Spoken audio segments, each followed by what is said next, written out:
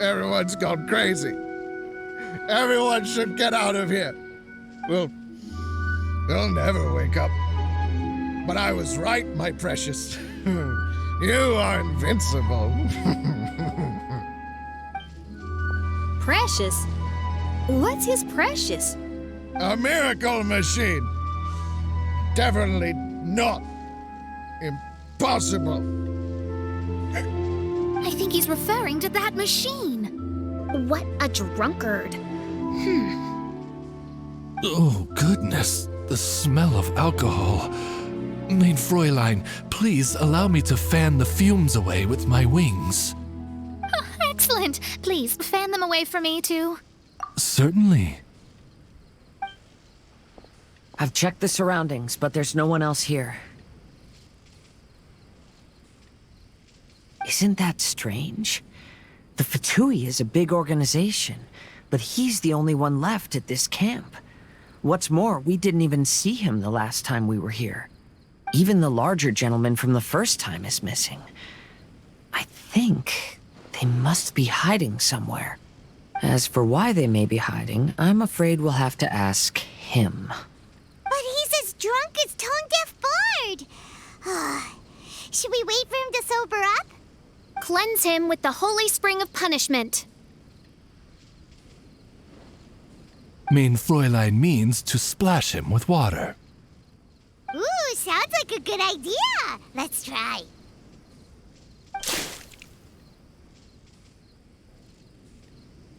Hey, he opened his eyes. Huh? Hey, are you one of the Fatui? Can you tell us what happened here and what that machine is for? Fatui? Ha! Fatui! Those blockheads from the administration will regret it now. That's what you get for rejecting my research and forcing me to conduct my research on this deserted island. My precious! My precious! Why is he crying? Looks like he has a lot of pent-up emotions. You mocked me! And my precious invention. You don't know anything about the future. Only my invention can help us conquer the world. Idiots. Such idiots. Ow! Don't hit me. I won't blow up the lab again. I'm sorry. I didn't mean to. This man's gone insane. There's no way we can communicate with him. He wasn't like this when we first met him. It looks like the effects have grown worse, to the point of driving him mad. My manuscript. My manuscript. Only that can save. Manuscript? Where is it? Don't yell at me. Don't yell at me. Official, don't yell at him. Then I'll... Let me try.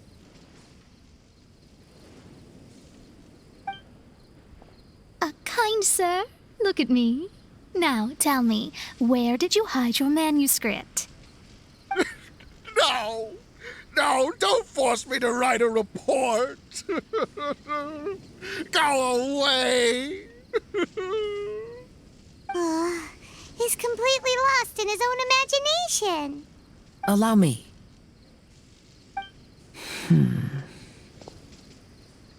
Please excuse me.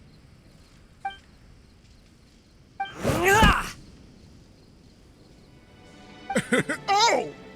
My butt! My brain is finally starting to work again. It's not a mushy mess anymore. Can you tell me where you put the manuscript? The manuscript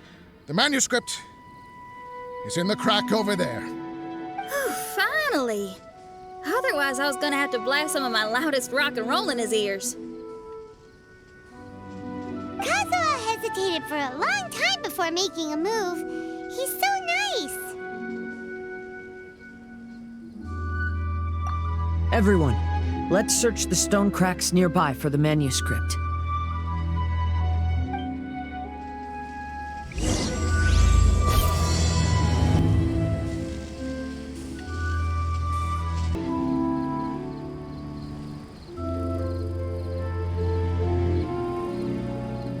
Found it!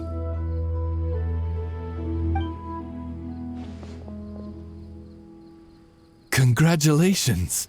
We found the key to solving the problem. Let me see.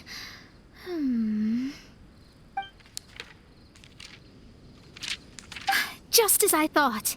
This machinery, named cognitive mimicry, is capable of altering the state of people's brains.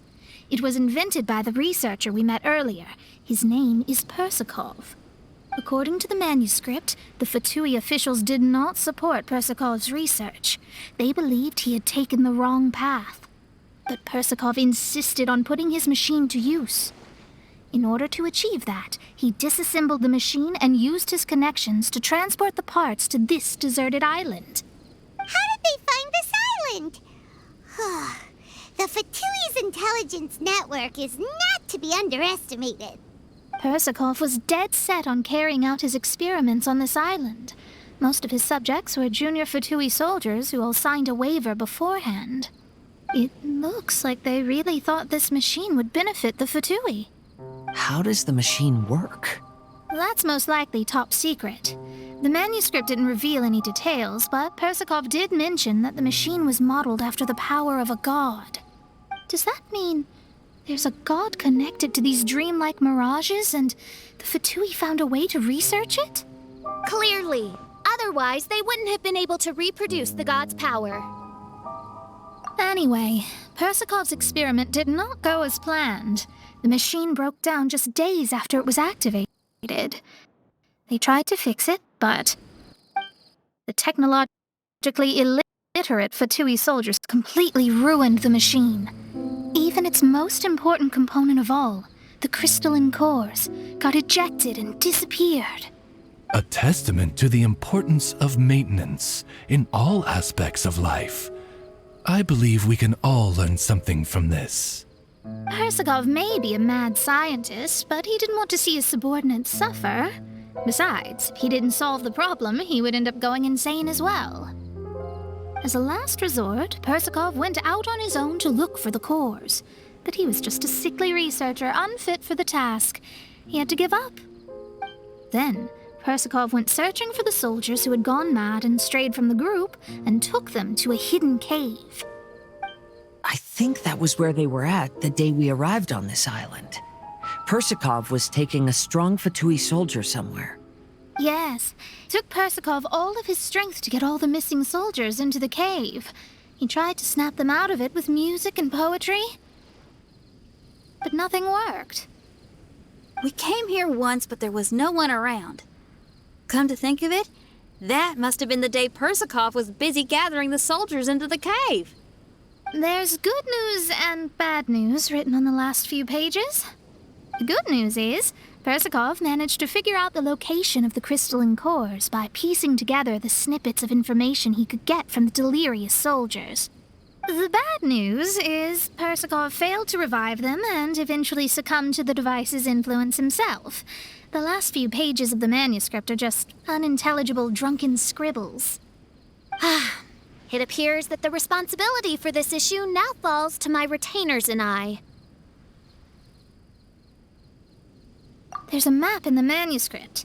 The markings should indicate the locations of the crystalline cores.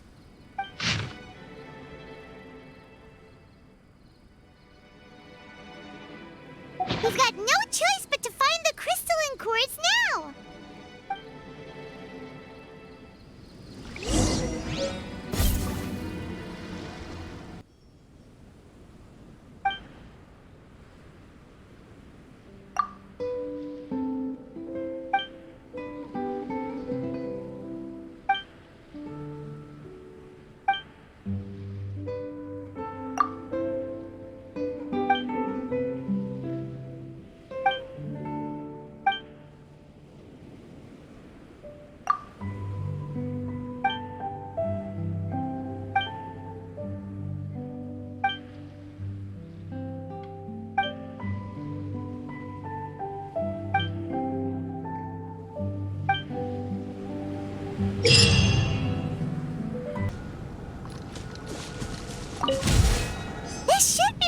crystalline cores mentioned in the manuscript. Oh, and here's the second one! We found all the crystalline cores! Let's put them back into the machine! We've inserted all of the crystalline cores, Mona. Is that all we needed to do? I think so. That's what the manuscript says, anyway. Let's give it some time. Hopefully it'll return to normal.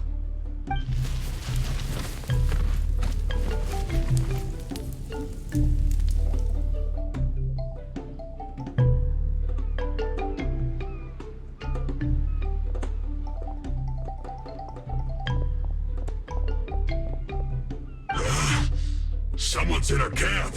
Hey, who are you people? Hold on. Look at the machine. Is it fixed? What?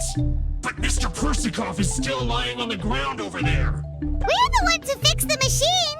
Yeah, you're welcome! We could have had a nice, relaxing vacation if all of this hadn't ended up occupying so much of our time. Apologize to me and my retainers at once. Uh-huh? Oh no, I'm out of here. Hey! Don't leave me here on my own. Mr. Persikov's still there. We need to save him. Those two definitely seem a little more lucid now. It looks like we succeeded. Yay! Let's get out of here then! Paimon wants to spend the rest of this vacation back at our own camp. Yeah, but it feels like our camp now. Kinda like our temporary home. Then perhaps we should call it the Embassy of the Imanakreich and Dodoland. Huh? No! That's too many words! Paimon would prefer something easy to remember. Come on, let's go home now.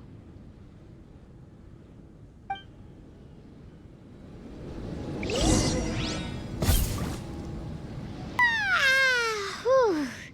After coming home to a nice big meal, then having a long lie down, Paimon's finally starting to feel relaxed. Is the hospitality of the Imanakreich to thy liking? Paimon's loving it. Wonderful. Main Fräulein invited you all here not only to witness the arrival of our Holy Land, but most importantly, she wished that you could all relax and enjoy the summer. Great. Well, I've come to the right place. I love it here. May this place become an eternal paradise. Main Fräulein says she hopes to go on more adventures with you here in the future. Of course. And you should come find me and Leo when you get the time. I'll show you around. Oh, also, my friend runs the best restaurant in Liyue. I'm sure you'll love it. If you're into opera, you should go see Yunjin. She's the nicest person, and she likes making friends with new and interesting people. I'm sure the two of you will have plenty to talk about with your shared passion for theatrics. Oh? If Lady Xinyan speaks so highly of it, then I must entertain the idea. Traveler, I have a suggestion. There's a snack called roasted lavender melon in Inazuma, which goes rather well with fish. Why don't we roast some fruit and seafood for dinner tonight? Oh? Did you try it in Inazuma? That's great. You know, I want to follow your example and travel around the world. Hopefully, I can also make good friends along the way. That means a lot coming from you. Ah, you're all here.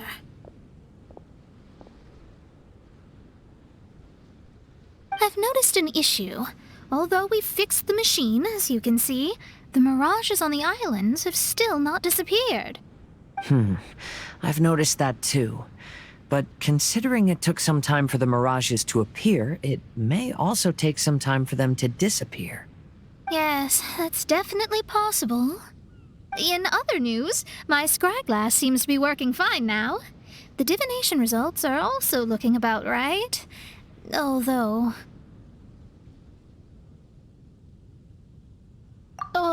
there are some parts in the results that I don't quite understand. It's as if there is some sort of power surrounding us, and it's still watching us. Do you think it's caused by the machine? Or perhaps Persikov? Sorry, I'm also not sure. All I know is that the power is not hostile at the moment. Whatever it is, it doesn't seem to harbor any ill will toward us.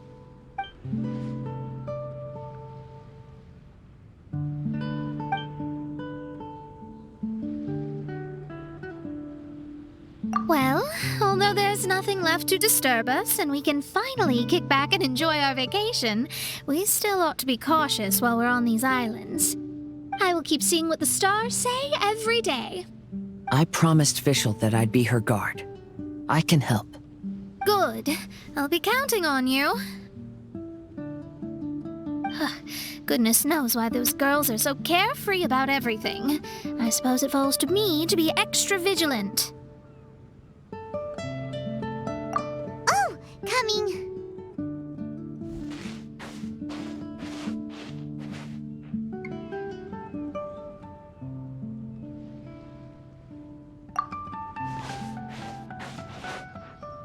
Oh, so we're gonna call the tone-deaf bard, right?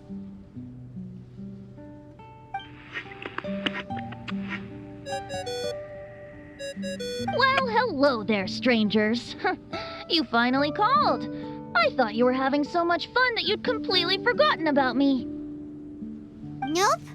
Oh, tone-deaf bard, a whole bunch of really strange things happened. A strange machine that can imitate the power of a god? Wow. I didn't know the Fatui had plans like that. Their imaginations are truly running wild. So, judging from your tone, it sounds like you don't know any more about this than we do. Alas, I am but a humble bard who sings for his Mora in the tavern. Why would I know anything about it? Ugh, so annoying. But other than that, did you two have fun? We did! We ate a lot of yummy food and saw loads of amazing things! It was really cool! That's good. The point of traveling is to record any feelings stirred along the way. As long as you had an unforgettable experience, this journey has served its purpose. As for the mysterious voice, although we don't know who it was, not only did she not harm you, she also helped you to gain a better understanding of each other, right? If you look at it that way, maybe she meant you well. I mean, if she was able to intercept Alice's communication tool, I'm sure she's also plenty capable of attacking you. Tone-deaf bard is right.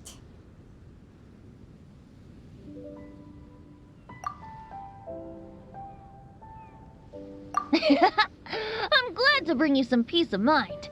Just enjoy your vacation to the fullest, and don't forget to tell me all about the marvelous mirages when you get back. I want to record all these beautiful memories and turn them into ballads. Every summer will become an unforgettable song. Then I'll just wait for your return. Happy vacationing! If tone-deaf bard thinks it's okay. After all, tone-deaf bard is still a god. We should probably trust him. Let's head back. We don't want to keep everyone waiting. Hold on. Didn't Fischl say earlier that she's going to catch some crabs? Oh, Paimon wants to go too! Now you have solved the mystery. Doesn't it make you feel happy? Satisfied?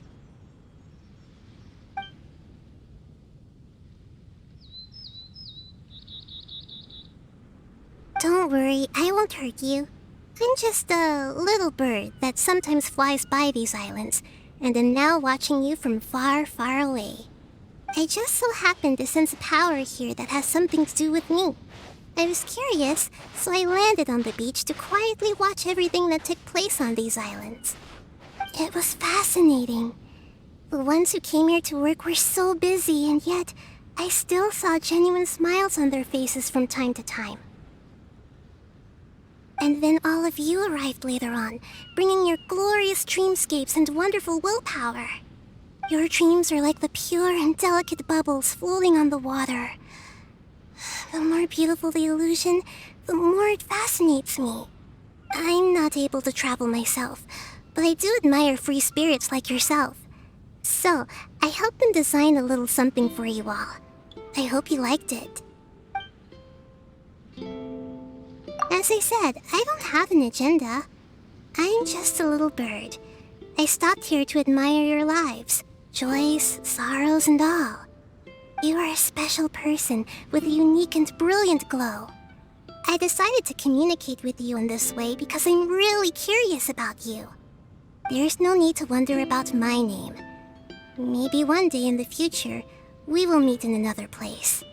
When that time comes, I think you'll be able to recognize me.